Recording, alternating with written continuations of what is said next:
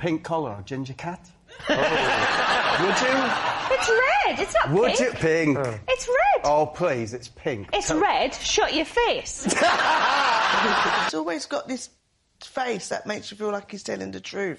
Like, just the most simplest things where you be like... He's got a simple face, I agree. And he was like this, OK? And then when I took it out, it brushed past him, and he'd just react like this. Are we in Australia, Sam? Oh, you're not having one of your breakdowns again, are you? I was once a body double for a head lice advert. David's team. What do you mean a body double? I had head lice at the time.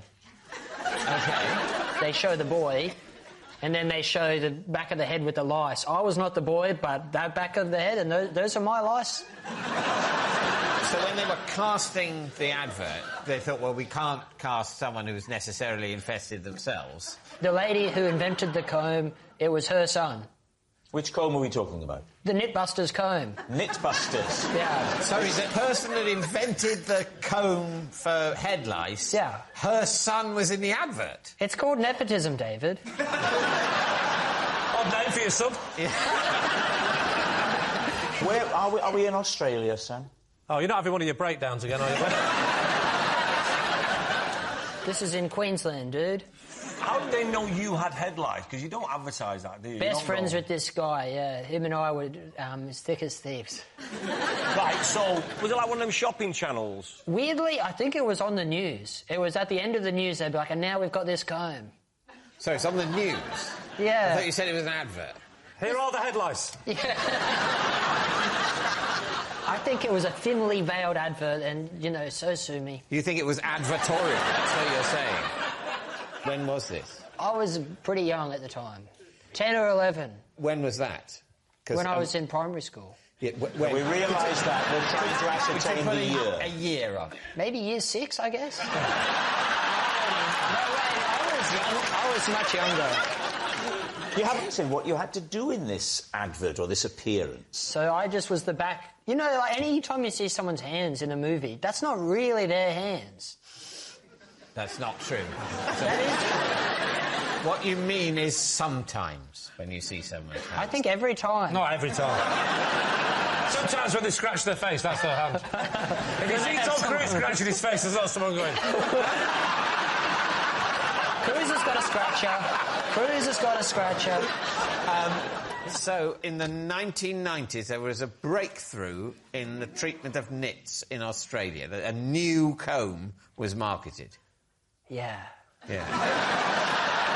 What was so great about it? What was new about it? That the previous I nit think the combs... spacing between the teeth on this comb was just really gobsmacking. Up until then, they were like that far apart. They just...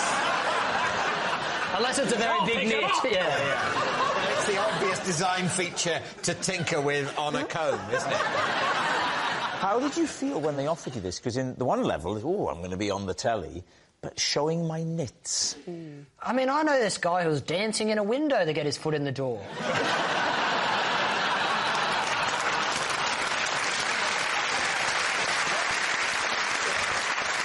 All right, well, what do you think?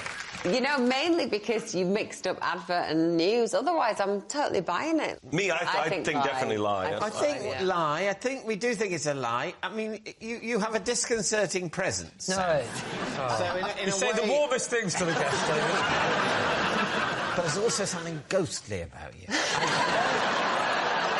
I wouldn't be surprised if at the next recording they said, wasn't it weird that on Lee's team we only had one guest? I said, no, there was another guest, Sam, who was from Australia. And Rob says, there is no such place.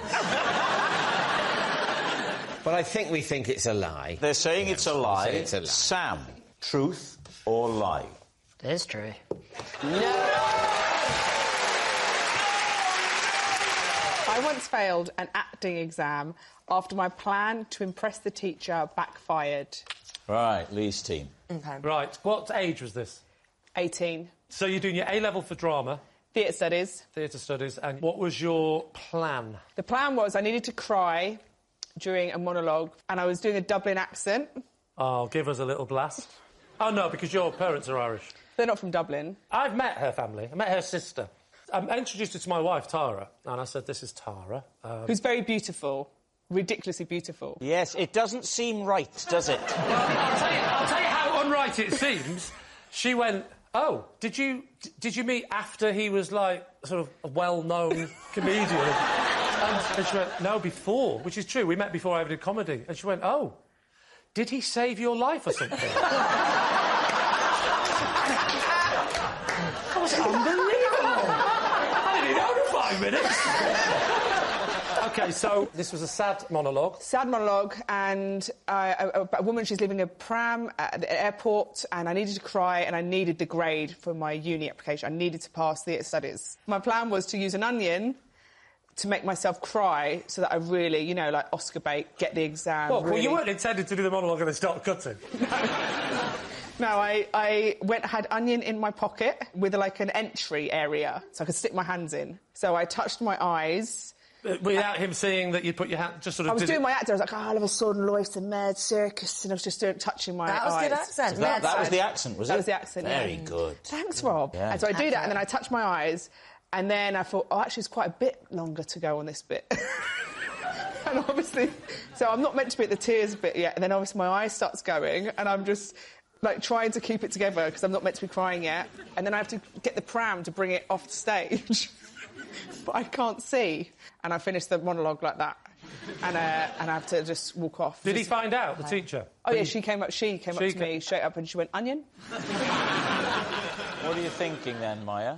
I don't know, I think dedication to the cause, but onions are that shape, aren't they? So you'd see a little bulge in whatever jacket and stuff that you had on. I don't think she would do it. I think someone might have done it, but I don't think You don't think it's true? OK, well, I'm going to say, then, it's a lie. You're saying it's a lie. Right, Roisin, truth or lie? It is... true. Aside from Mr McKee, who taught PE, 3 other teachers at my school taught subjects that rhymed with their surnames.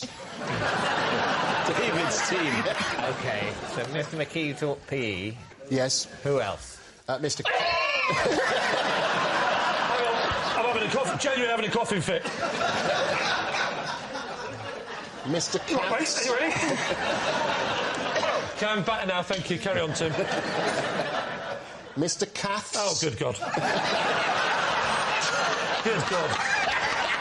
If you say Mr Meography, forget it.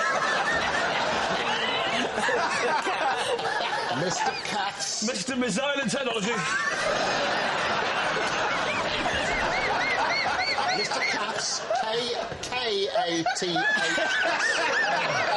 Mr Katz. Yeah. And Mr Hench. French. Mr Hench, Mr Katz, and who else? It was a little bit tenuous, the third one, but it was a bit of a joke amongst us. So it was Mr Hort taught sport. You got PE in sports? Yeah, that's right, yeah. Well, PE was something that happened in lesson time, and then sports was something that we did, obviously... But what did Mr Hort teach? It might have been what was called loosely then science, so it would have been... You know, surely that was Mr Bryant's. No. I don't know, he's always got this face that makes you feel like he's telling the truth.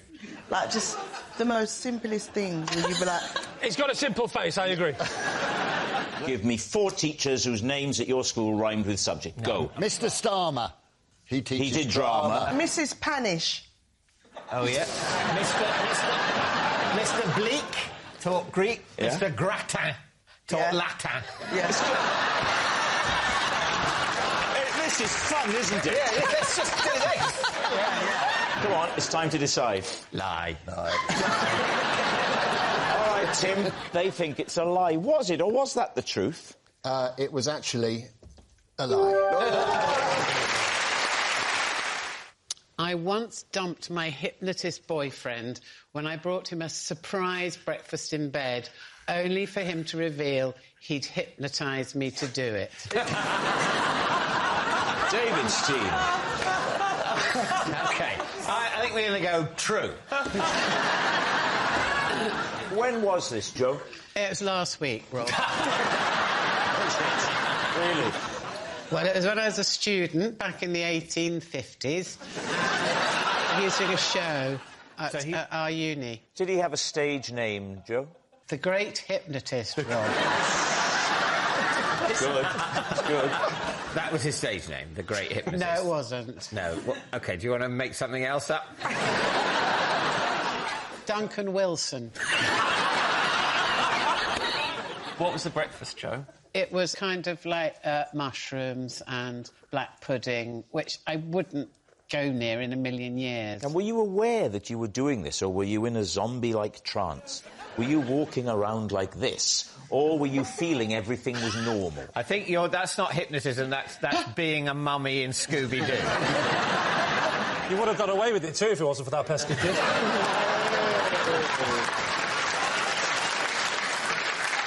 You had no memory of preparing the mushroom and black pudding breakfast? No, I didn't, David. Did you have any memory of purchasing the ingredients? No, and that's because I didn't purchase them. If someone's just tuned in, they'll think that David's doing an advert for Age Concern. So you have no recollection of buying the mushrooms, Joe? OK, what's it going to be, truth or lie? My worry about it is, aren't stage hypnotists... let me put this carefully. Charlatans. I think there are stage hypnotists who can hypnotise people. I think that's a given. It's important that some people should think that, or they'd have no audience at all. So, but I'm not convinced that a stage hypnotist could make someone cook a breakfast in a sort of trance. It's a very good argument, but Joe's just so believable. Well, what you have to do is separate the plausibility of the people from what they're asserting, because she literally read it off a card. So it's no reflection on her personal integrity, whether it's true or not. Well, it is, if it's true she had a one-night stand with a hypnotist. Who hasn't?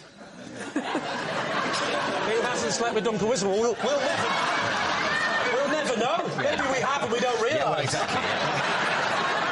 What do you think of it? I'm actually with Johnny. I believe it. You believe it? Oh, you have no grip on your team, do you? This is lovely to see. It's anarchy. It's mayhem over there. No. You're like Liz Truss, desperately trying to keep everything together. What I'm precisely like is Theresa May, who voted against Brexit and then was happy to be the Prime Minister that pushed it through. Just like... That's much better, yeah. Very good. So, Joe, you've convinced them. They think it's true. Was it true or was it a lie? It was a lie. I once spent the night in a bush in Basingstoke. David's team. Right. That's a true. Yeah.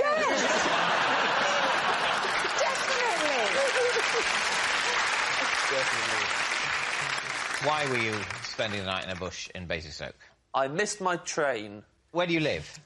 Well, at the time, I lived in Kettering in Northamptonshire, Rose of the Shires. Mm-hmm. Why didn't you go to a luxury hotel? Well, David, at the time I had no money in my wallet at all, and my phone was dead. I had no way of contacting anyone. That certainly adds up. Why a bush? Why not a bench or, like, somewhere warmer than a bush? Well, is a bench warmer than a bush? I would say a bush is warmer than a bench. Is definitely colder than a bush. It's more exposed. There's an old saying, you're warmer in a bush than on a bench. So where was the bush?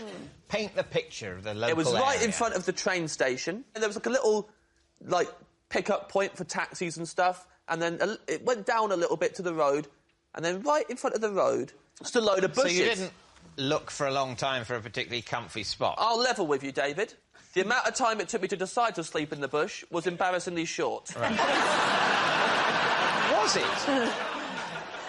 Now, that does surprise me. It was a quick decision. You've missed your train, and you go, right, that's it. And you immediately, like, 14 seconds later, you're snoring. Well, I actually didn't get to sleep. It was scary. I was freezing, actually. Even though the bush... It was a nice, roomy bush. Can you remember the shape of the leaves? It was like small little Basingstoke leaves. Individual leaves? Yeah. Variegated? OK. You have to explain what that word means. It means there's a sort of white bit on the outside, I think. I wasn't paying attention to the leaves. I had bigger problems at the time. I wasn't sitting in the bush going, one day I may have to justify this entire experience on what I like it. I better memorise the leaves and whether they're gentrified or whatever you said.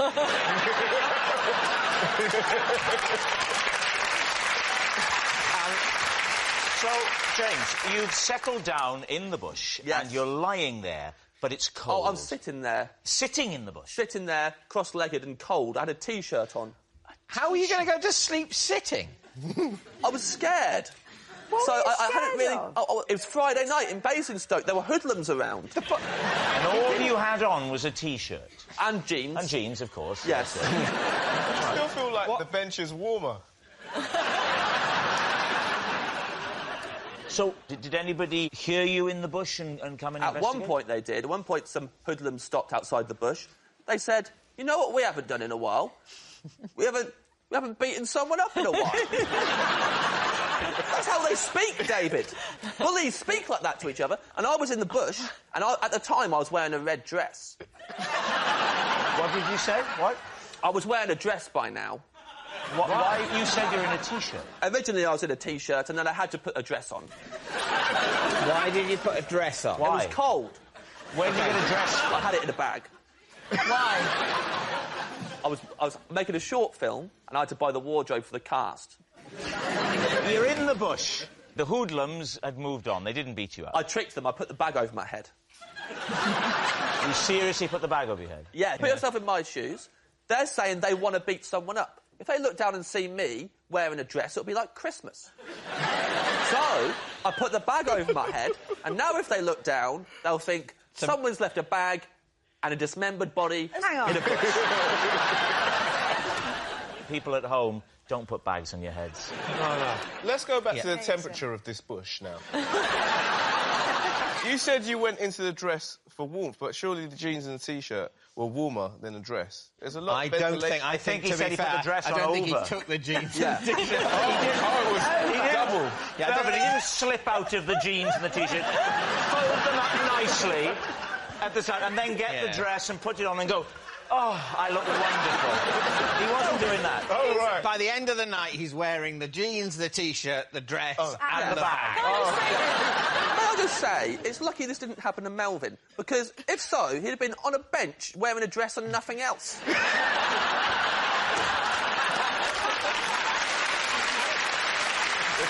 Let's go for a guess. Is he telling the truth? Melvin, what do you think? I think, looking at James, I can believe that he could put on a dress with a bag over his jeans and T-shirt, but a man that picks a bush over a bench, I can't trust.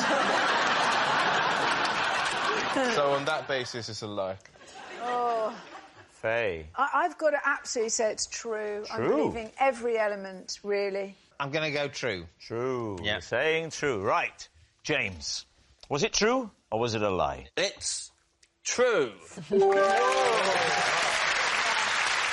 Possession. Ah, there's a box under your desk. Would you pop it on the desk? And then, first of all, read out the card that's inside before you show us what the possession is. This is my cat cam.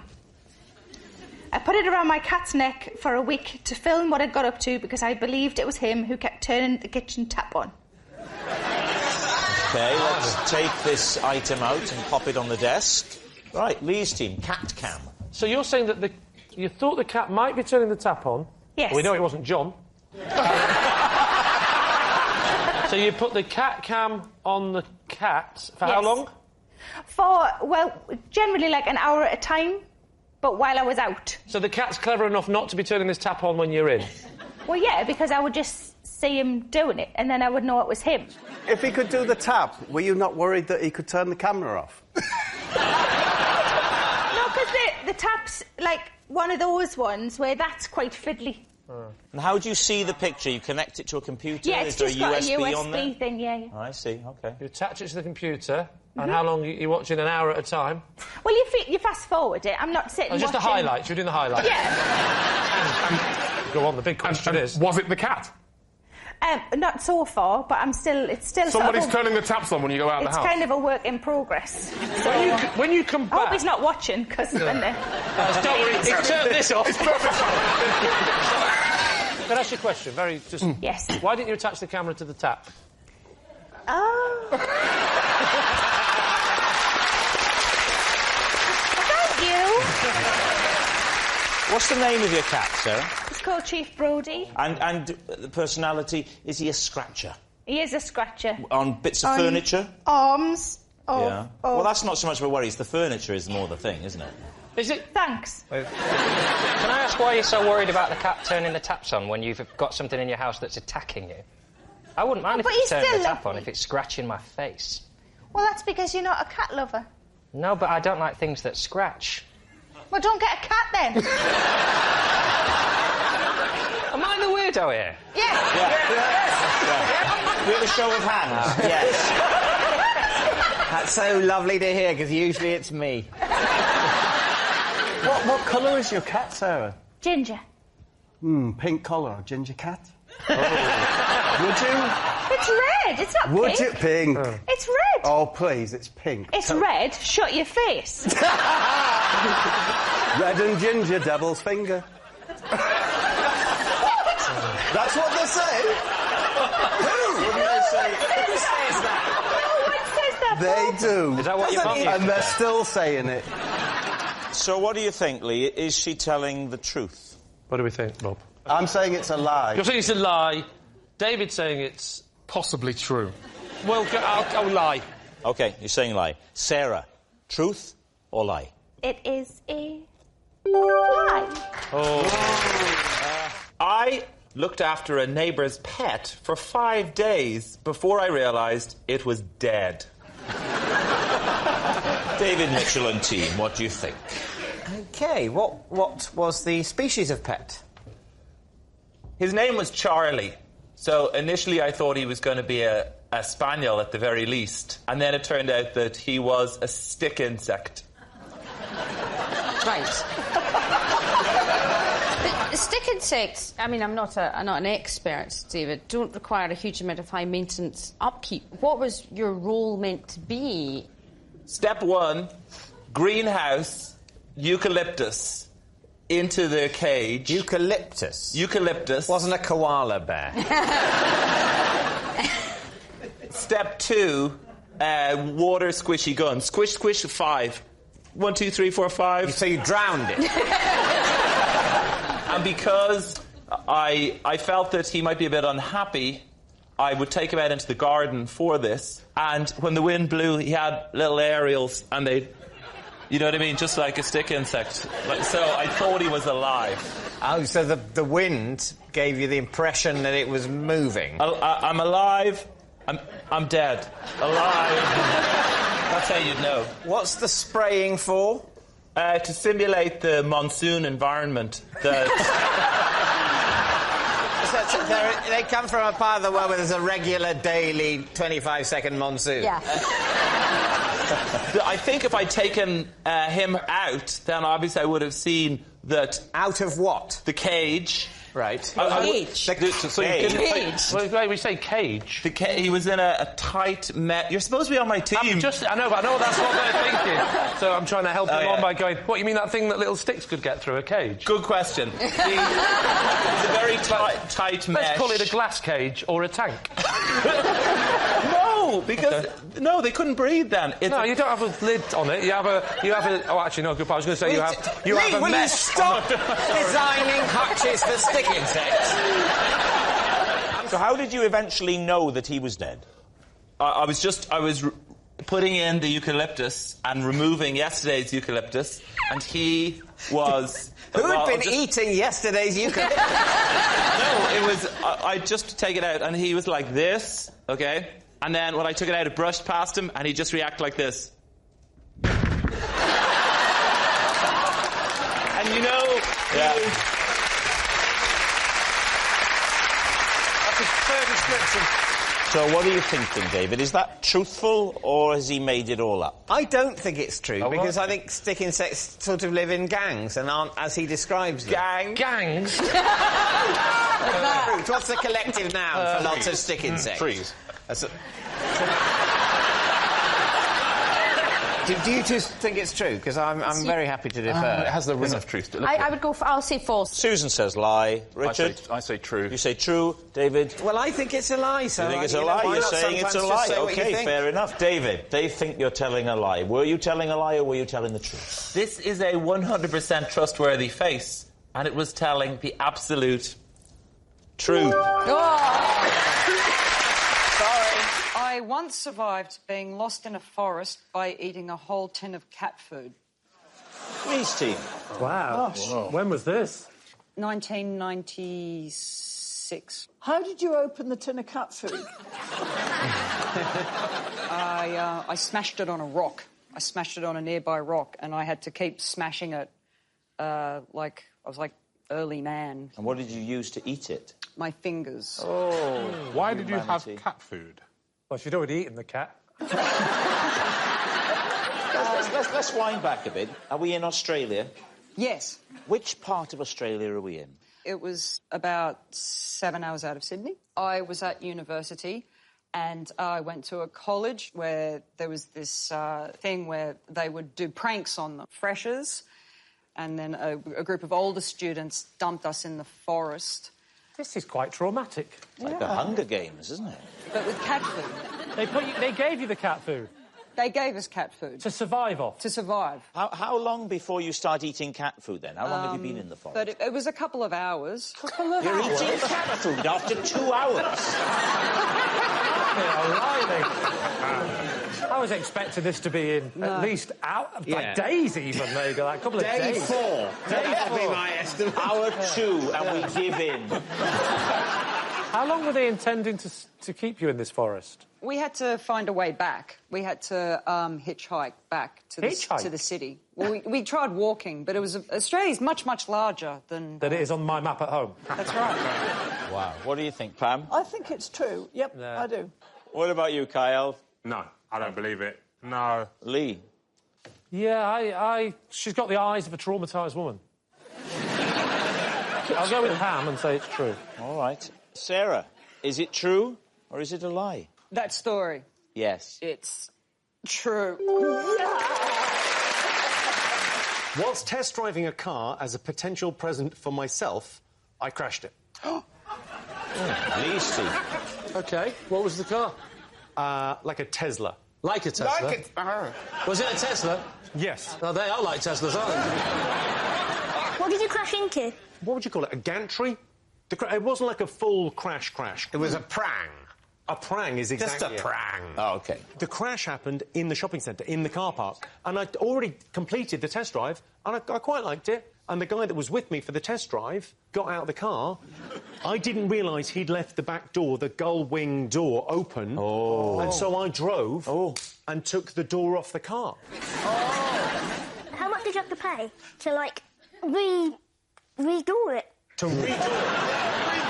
We're all happy with the term redoor, are we? Can I just remind you, Jimmy, he's 15. You're going to look really bad if you slam him. I'll wear it. I'm only little. It's only little. It's What was the question? How much did you have to pay? Well, so I took the door off the car. The guy that had been doing the test drive with me, obviously his jaw was on the floor. He was, like, a bit shocked. That'd come off as well, had it? I didn't hit it on a gantry. So I wound down my window and leaned out and went, I'll take it.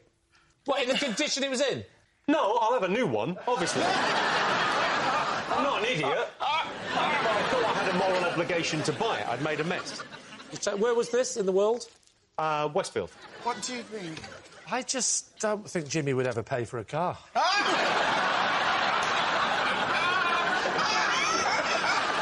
And also, the idea that Jimmy bought it out of guilt.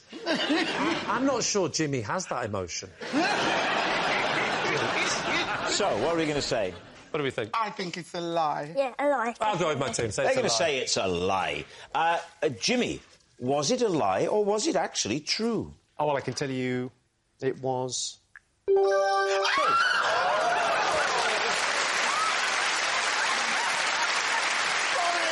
Possession. Ah, OK. There's a box at the side there. Take the item out and then read the card out. OK, this is the item. Oh, right, OK. These are my Scrabble glasses. They don't have lenses in, but I wear them every time I play because they make me feel cleverer. OK, let's see. Right, David's team. So, when did you develop this Scrabble playing technique? At university, I lived with some people who I didn't know very well, who were very competitive Scrabble players. Did they wear glasses when Scrabbling? They had actual glasses that they needed because their eyes weren't good. You were in a hall of residence? Or Yes. And on your little hall of residence, there were how many Scrabble players? 4. I can't believe that in a block of a hall of residence there were 4 intense university Scrabble players. David's face. What else is there to do at university? I wear glasses because, number one, it makes me look so good. Number 2, I actually don't need to wear them, really. But because it makes me look so good and clever. Number 2 is very much like number 1, isn't it? Hang on.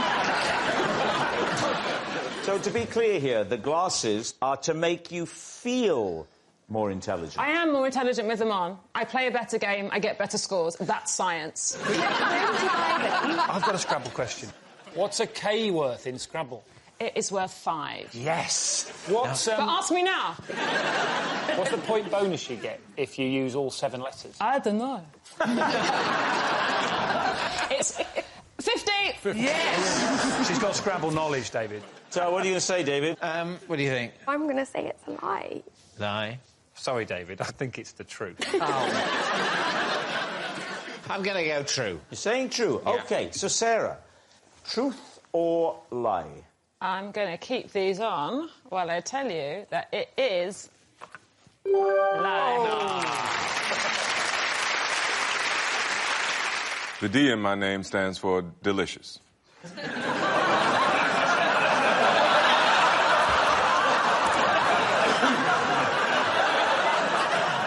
Obviously, why? Well, it was the late 60s when I was born, 1969. There are a lot of black men my age around that time being given names like Reginald and Winston and Delicious because... Because at that time in America, affirmative action had just started. So black women saw an opportunity for their children to get more jobs. So what they did was, we're going to give him a name that will enable him to be, recognizable yet dignified to potential employers. And delicious is dignified. Well, I mean, you have to understand how it's a little different in the black community than it is in your white world. And so, like the name Delicious commands great respect in the ghetto.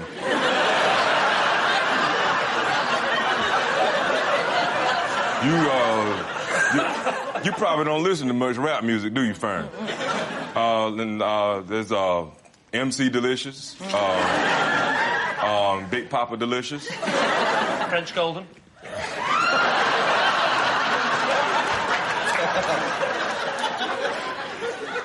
Where did Reginald come from?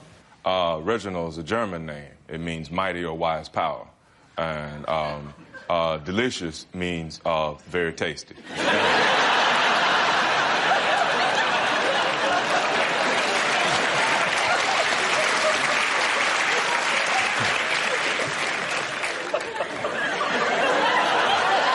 What was your father's name? My father's name is Homer.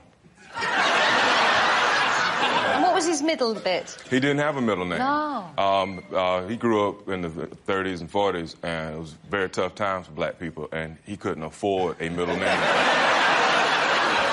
And do you have brothers and sisters? I do indeed. And what are their names? Well, there's Brenda, there's Kathy, there's Oliver, there's Scrumptious.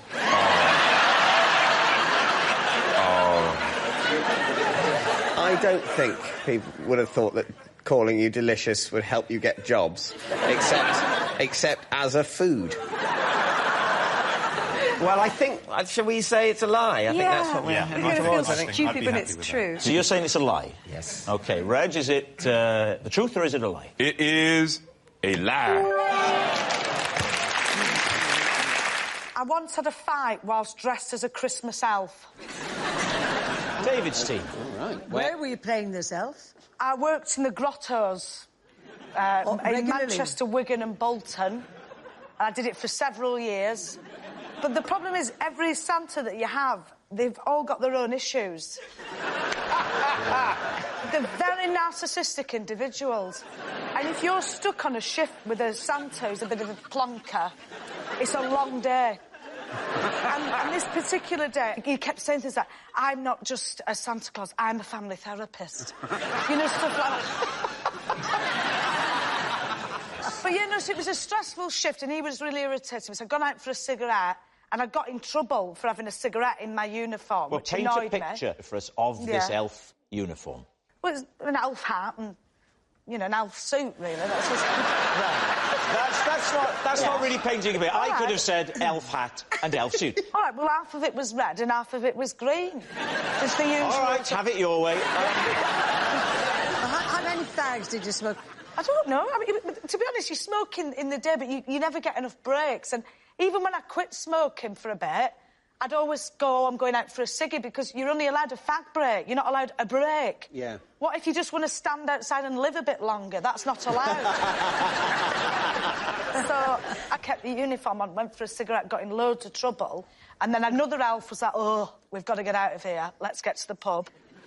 We needed this, me and this girl. I was a small elf. You know, 5'3". I looked like an easy target. I got quite a bit of abuse. Christmas elf! And after a bit, it got quite irritating. Anyway, I ended up getting into a rough and tumble with this one woman, and it got very... We're on the floor, rolling around. What was she dressed as? She was just herself. She was being... Well, you can't know that. She could have been a real elf disguised as a normal person. In which case she'd be furious with you. Look how you destroy our reputation. I've been working all year on children's presents. I have one night off. And there you are, smoking and drinking and besmirching the name of elf. OK, so you're on the floor, you're fighting. Yeah. What happens? Well, I'm hair-sensitive. You're what, sorry? So that's hair-sensitive. You're hair-sensitive. What does that mean? It's a very soft German person. Oh, that's good. That's very good. Little cracker joke for you there for Christmas. I'm quite sensitive on the head, so she got a good grip on the hair. That was it. I was done. That was it. Gloria, what do you make of this? I think it's a big fat lie. I don't think she's that kind of girl, really. She's a different kind of girl. Yeah. I don't think she's that kind of girl. On the other hand, I think she's that kind of girl. Yeah. Are you thinking true? I'm feeling true. I must say I'm feeling true because of all of the facts. There's a lot of detail. Will you join in? I'll join in, OK. We'll go true. Right, you're going true. We're going to go true, yeah. So, Sophie, was it true or was it a lie? It was true. I was gutted when I first saw Rob Brydon's small man in a box routine, as for years I've been entertaining my pals with my own man trapped in my mouth. Well, first of all, a small man in box is a silly little thing I do that nonetheless shows great talent. and it's this. Where are you? I don't know where you are. Somebody get me out of here. Thank you. Now.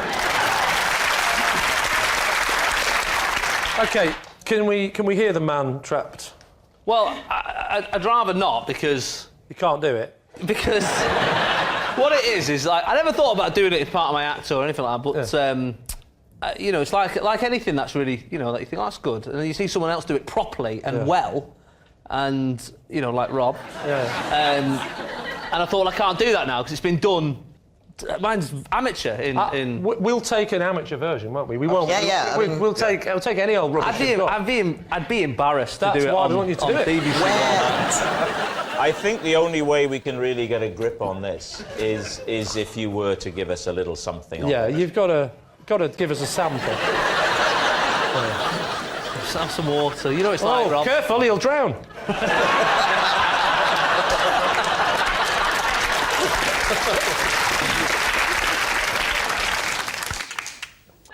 Just warming up. just putting him in. The part of the trick... Oh, you tend to put him in, do you? Can I just say before you do it, that's a nice detail that you might want to consider. Anyway, enough prevaricating. All right. OK. I wonder what you're going to do.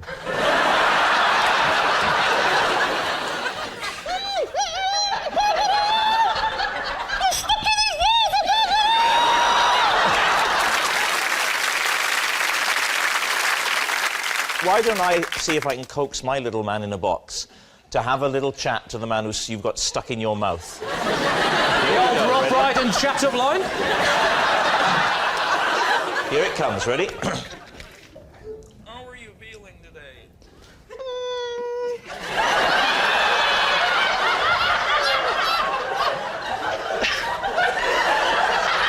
Do you think it's possible that Jason might have been lying in what he's been saying? I don't know, because he could be better at it than he's making out. No, I'll be honest with you. That's the best I've ever done it. Tell you what we'll do. Just one last little try, and just the best it can be for us. It's stuck in his ears! I can't get out! Panicking now.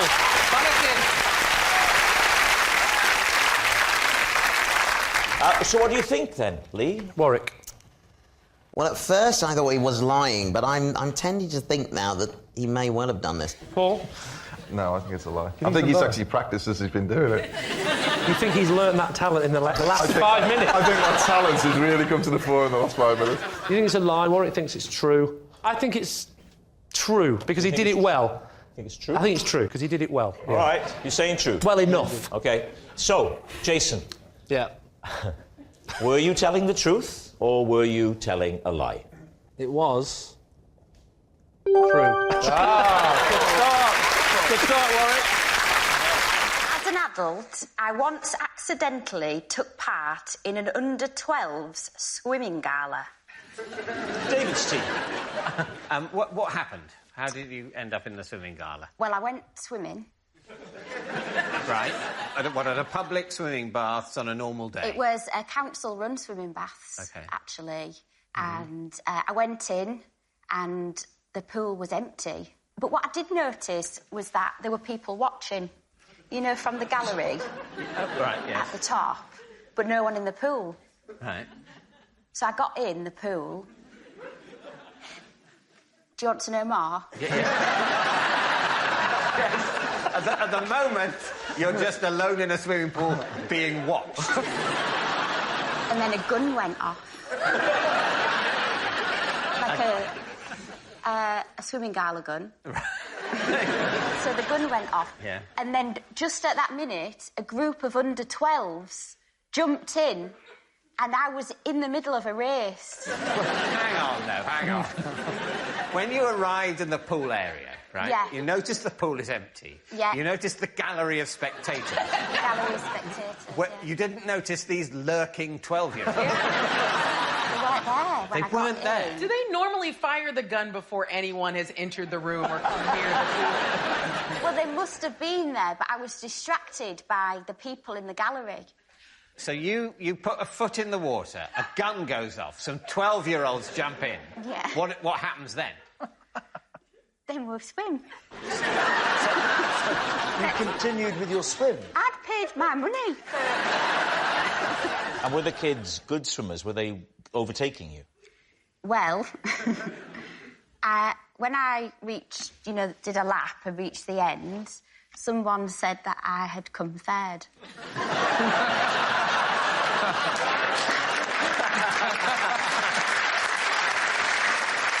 So what happened then, Lucy? Did you get a medal? I mean, how did it all resolve itself? I think I could have pushed for a medal. I didn't. Basically, I got out and I was annoyed. I was embarrassed. So what do you think, Anton? What do you think? I think it could be a lie. In actual fact, I think it is a lie. What about you, Desiree? I mean, I feel very deeply in my bones that it's a lie. To be honest, I was feeling more credulous. It can be disorientating walking out from the changing rooms into a swimming pool. It can be disorientating walking out of a changing room to a swimming pool. I like the fact that you left that really mysterious, sort of... You aborted the anecdote. You went, I once... Yeah, well, yes. To be honest... Whoa! What did you do, David? I'll tell you, but to be honest, I was worried I'd told the researchers for this show and it was going to crop up later in the series. Oh, I see. I got changed for swimming in a swimming bath, and I didn't know the layout of the place very well, and I just sort of walked out in my trunks and barefoot into some badminton courts.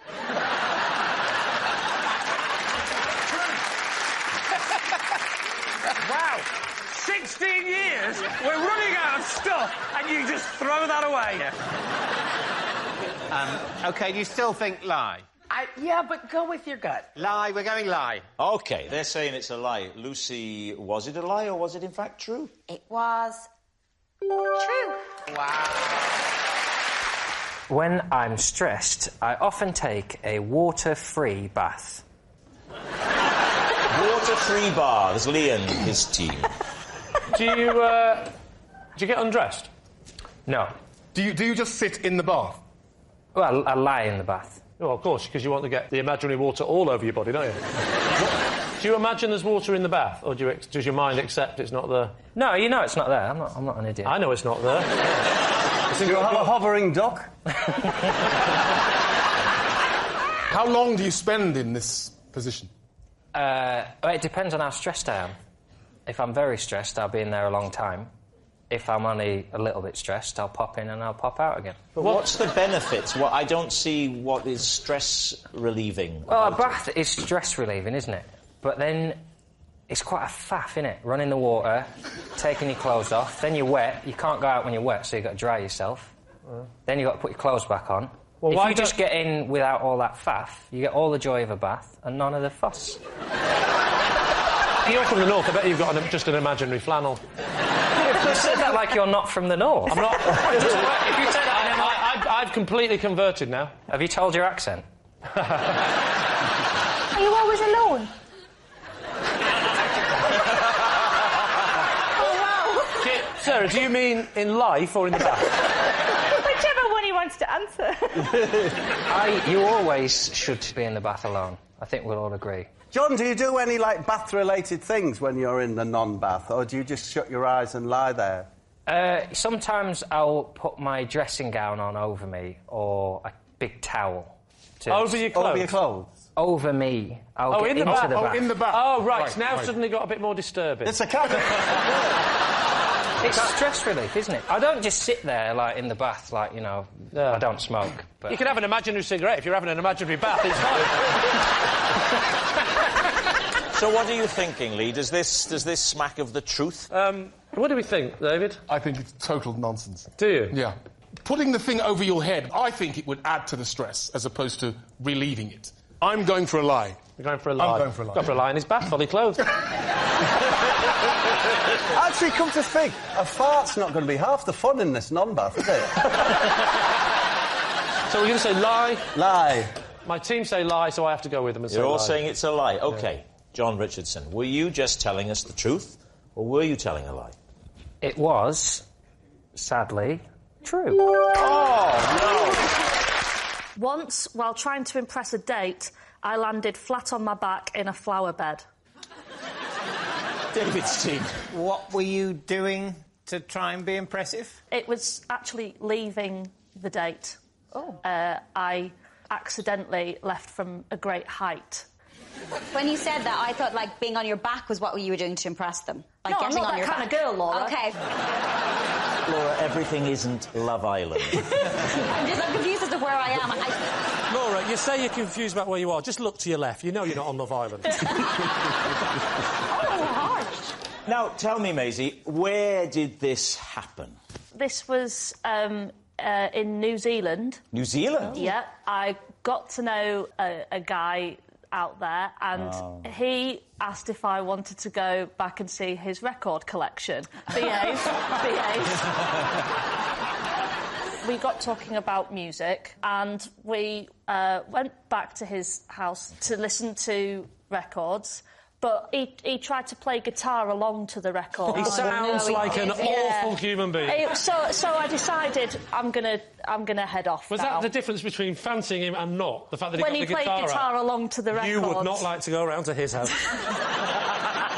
So I called a taxi and sat I was perched on the window with the window open, and I thought, it's arrived, it's outside, and I went, thanks very much, see you later. And because I thought we were on the ground floor, I thought I'd just swing my legs over the window and run across the lawn. Which floor were you on, Maisie? So if the windows... 18th floor. You forgot the 19 minutes going up in a lift. No, see, one floor up. What? One floor, but Yeah. I just forgot that. We've You'd been climbed chatting the for a steps in a while. state of high arousal and therefore forgotten about them. Is that right? You should write erotica. Who's to say I don't? I have many names online. 50 Shirts of Grey. That's what you want to do.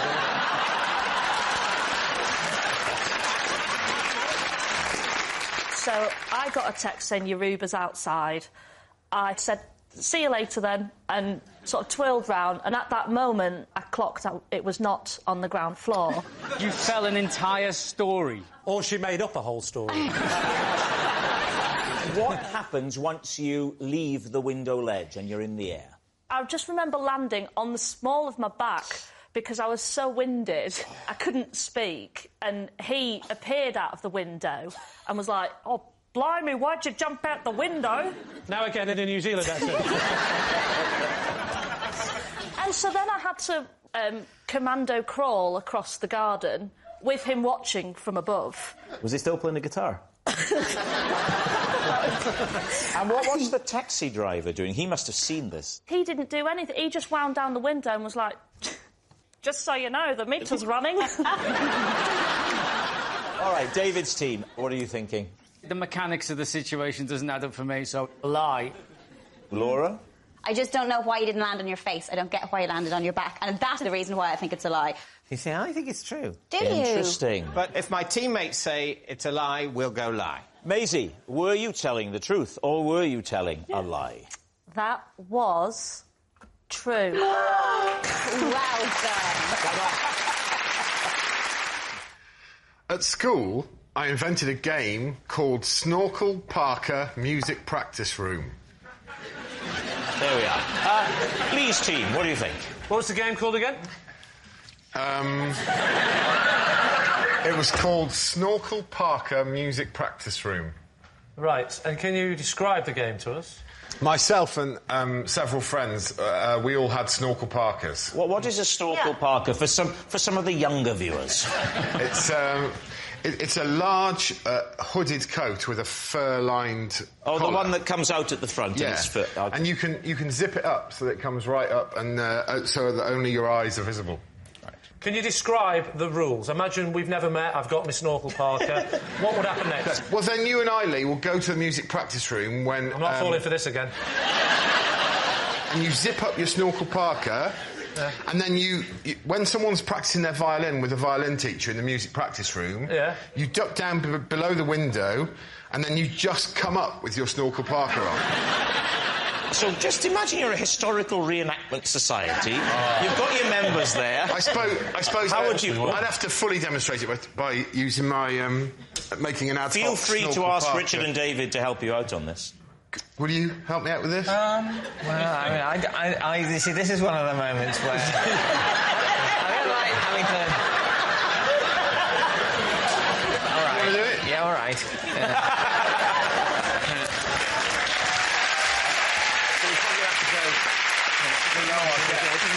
Below, I guess. Yeah. All right. So if you imagine that this was the music practice room and there was someone in there having a lunchtime violin lesson, you would wait until they were in mid-tutorial. And right, then, I'm picturing it, yeah. And then together, after three... Okay, yeah. 1, 2, 3...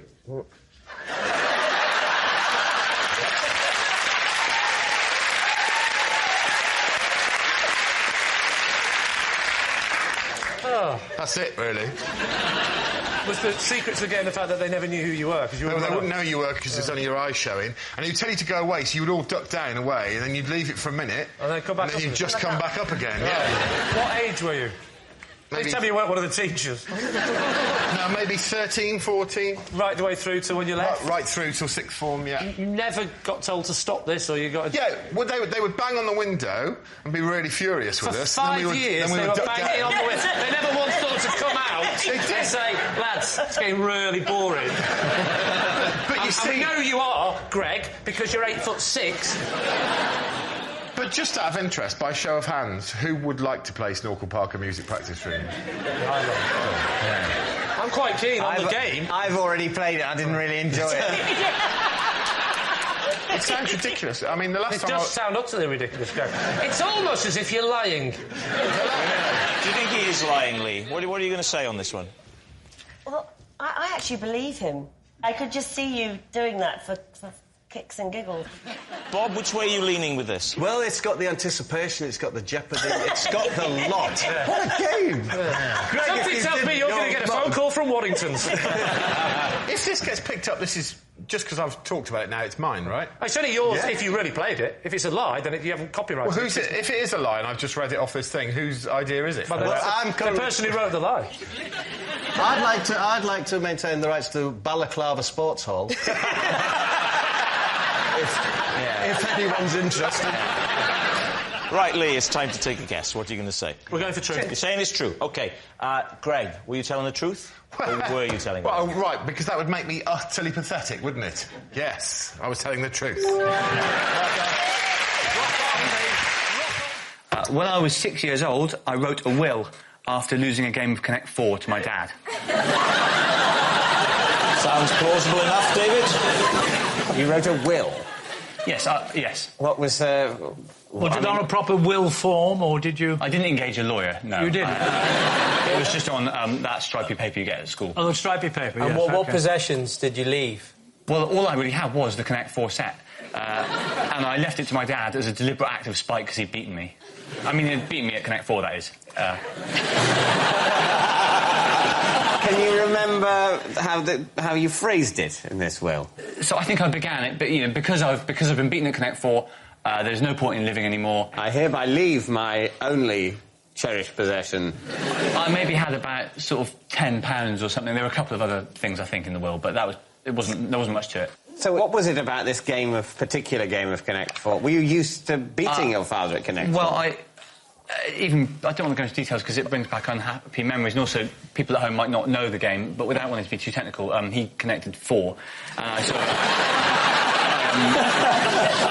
it was quite a built-up tournament, you see. It was a sort of best of 7 again. My dad called it the Watson Cup. I grew up in quite a competitive family. Yeah.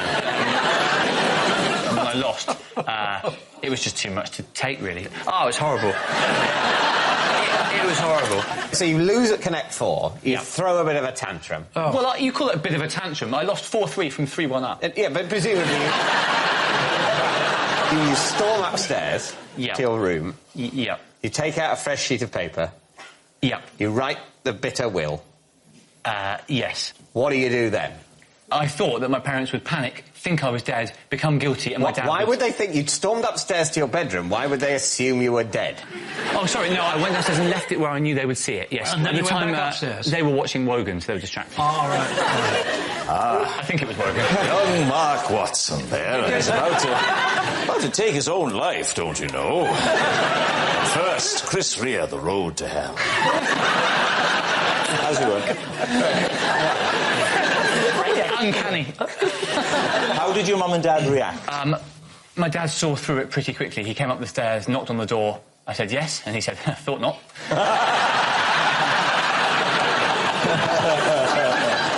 All right, David, what do you think? I believe this. You believe it? Yes. Do you believe it? I believe it too. I believe it too. He's a very sensitive child. You can tell that even now. Yes. So, David, you basically are saying you think it's true? We'll say it's true. We believe him. Yeah. Mark Watson, truth or lie? It was... True.